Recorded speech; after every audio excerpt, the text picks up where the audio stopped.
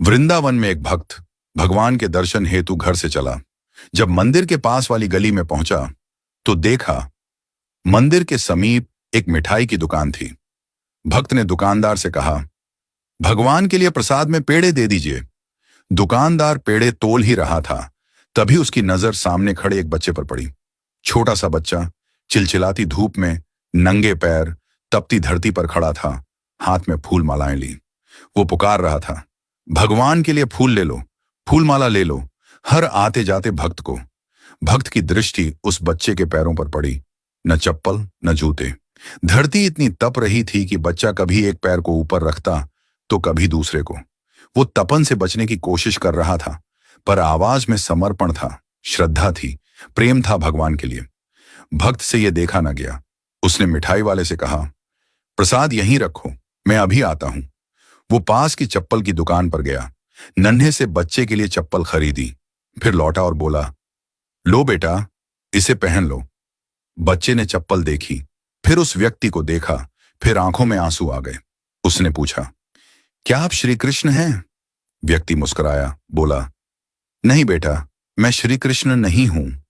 बच्चा जिद पर अड़ गया, नहीं, आप श्री कृष्ण ही हैं। मैं किसी को नहीं बताऊंगा, पर मुझे सच सच बता दीजिए ना। व्यक्ति फिर बोला, नहीं बेटा, मैं तो बस एक इंसान हूं। बच्चा बोला, तो आप श्री कृष्ण के दोस्त होंगे, क्योंकि कल रात मैंने भगवान से प्रार्थना की थी। भगवान, बहुत गर्मी है, मेरे पास चप्पल नहीं है, मेरे पैर जलते हैं, कृपा करके मुझे चप्पल दे दो। और आज आप आए चप्पल लेकर, इसलिए आप जरूर उनके दोस्त हैं। उन्होंने खुद नहीं आ पाए तो आपको भेजा है। यह सुनकर भक्त की आंखें भी भर आईं। उसने बच्चे को गले से लगा लिया और कहा, हाँ बेटा, श्री कृष्ण ने ही मुझे भेजा है। अब धूप में तुम्हारे पैर नहीं जलेंगे। तुम छांव में खड़े होकर भी फूल बेचोगे और तुम्हारे फूल जरूर बिकेंगे। बच्चे ने झुककर उस व्यक्ति के चरण छू लिए और मुस्कुराकर बोला, भगवान कितने दयालु हैं ना, कितने व्यस्त रहते हैं, पर फिर भी अपना कोई दोस्त भेज ही देते हैं। व्यक्ति ने प्रसाद लिया, बच्चे से फूल माला ली और मंदिर जाकर भगवान से कहा, प्रभु धन्यवाद, आज आपने मुझे आपका मित्र बनने का अवसर दिया। दोस्तों, भगवान सबको एक मौका देते हैं उनका मित्र बनने का।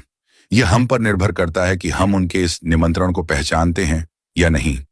हर व्यक्ति, हर जीव भगवान के सामने नतमस्तक होता है, भगवान के सामने अपनी इच्छा रखता है, भगवान को अपने दुख बताता है, अपनी परेशानी बताता है, भगवान के साथ अपने हालात साझा करता है, और भगवान किसी भी जीव के भीतर प्रकट होकर के उस व्यक्ति की मदद करते हैं। यदि आप चाहते हैं कि आपको भी वो मौका मिले कि भगवान आपके भीतर प्रकट